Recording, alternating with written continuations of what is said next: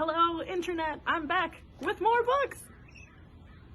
Okay, so it took me like, what, a week and a half, 2 weeks to read this book here, The Compound Effect by Darren Hardy. He's also the founder of Success magazine, so you know he knows his shit, right? Not because it was like a difficult read. It's very easy, it's very straightforward, it's very intense, but it's very much like, here's what you need to do to be successful. I'm giving you the steps, you just have to follow them, and if you don't, you're not going to be successful, basically, but in a nice way, of course. So I was just busy and it took me a little bit of time, and I really wanted to give it my full focus. So I really enjoyed it.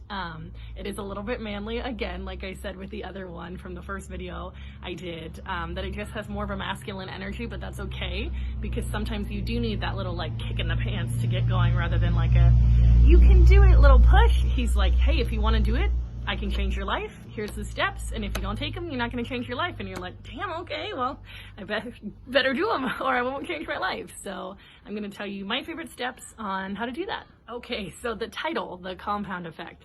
Basically what that is, if you don't want to read the book at all and want to just like get an A+, understand what it means, is that you take tiny little steps each day towards an action that all compound into one massive effect that changes your life. The compound effect, basically. He gives a lot of examples of this, like if somebody wants to, lose weight, but they're like really overweight and don't feel that motivation or that drive, or it's really hard for them, or they have like a metabolism issue or whatever it may be, then they start, he becomes their trainer, and they start a little bit each day, and then each day they do a teeny bit more, so it all compounds. And he said, at the end of 9 months, which seems like a really long time, but in the grand scheme of things in life, it's really not that long. And now that person can run like 5 miles and loves their weight and loves running and how it makes them feel. But it all took a long time, compounded those little tiny effects to become exactly what they wanted, the final result of losing weight and being happier. I actually took that one because I don't run at all. I am not an exercising person usually. Although it makes me feel good, makes me sleep better, helps my anxiety, and makes me lose weight, I just don't do it. I think of a lot of reasons why I don't, though. Like, I'm really good at thinking of reasons why I can't exercise. Like, my shoes are too small, or my dog is tired, or I'm tired, or I could do it tomorrow. It's hot outside. I don't really know how to run. I could get murdered. Like, I don't have any headphones.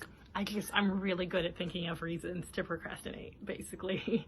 So this book was kind of like a, hey, Rhiannon, why don't you forget some of those reasons and see what you can do? So actually, after reading this book, I started running, and yeah, I'm not great at it, and I'm not running for a long time, but it's tiny little effects that are all compounding into my body feeling better, and to hopefully one day be able to run faster and more, maybe a few miles without being super tired. My dog is loving it because he's a border collie and needs tons of exercise. So he's like, whoa, I got a brand new mom here. And it's all compounding into something great. Again, in this book, he also talks about mindset, that it's really important with where your mindset is at.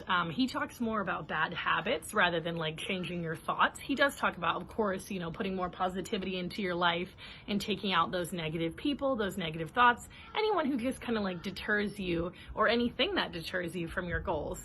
But when he's talking about bad habits, he had this exercise that I actually really enjoyed and I did for myself. So if you want to take it, now's the time to take some notes here on this video, is that you write down your 3 major goals in life, like your top goals ever. And mine, are private, but one of them is that I want to be a TED speaker, like have a viral TED talk that really helps people out, hence doing these little videos and getting prepared.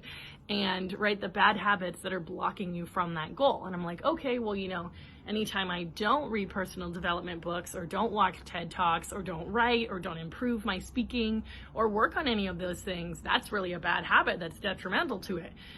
Whereas like, if I sit and watch TV or spend all day on Instagram or TikTok, that's usually where it is TikTok, it really gets me, then I'm really deterring myself, and that's a bad habit that I can change just by writing that down. So that's a really good exercise, is to take your top 3 goals and write the bad habits that are stopping you from those goals, but it doesn't have to be directly stopping you. Like, you may not see watching TV as being detrimental to that goal, right?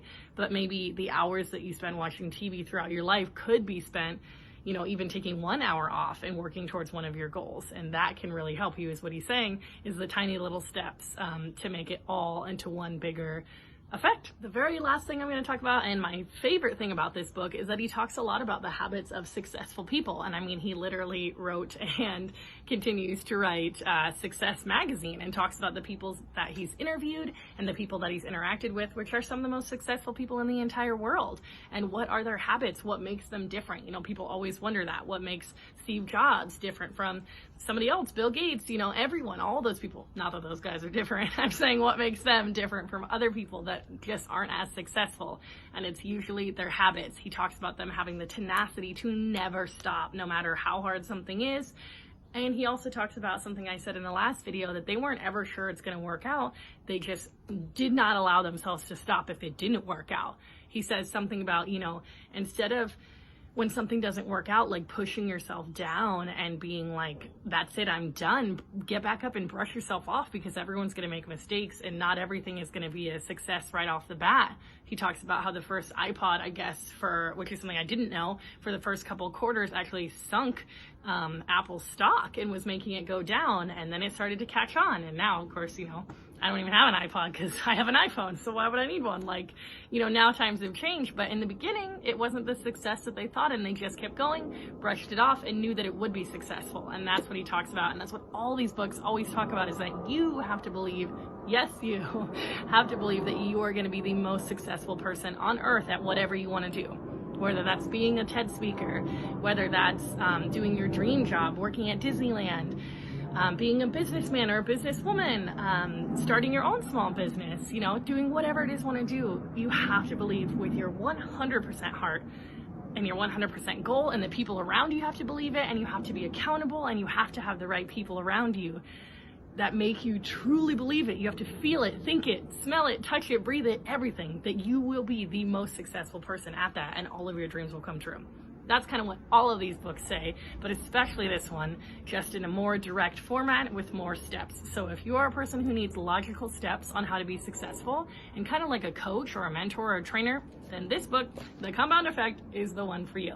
So thank you for watching, and thank you for voting on this one, because if you're on my Instagram story, you got to vote on which book I read, and everyone voted, well, the majority voted for this one. So I'll be doing another poll to see what the next book will be, and I hope you go get the book.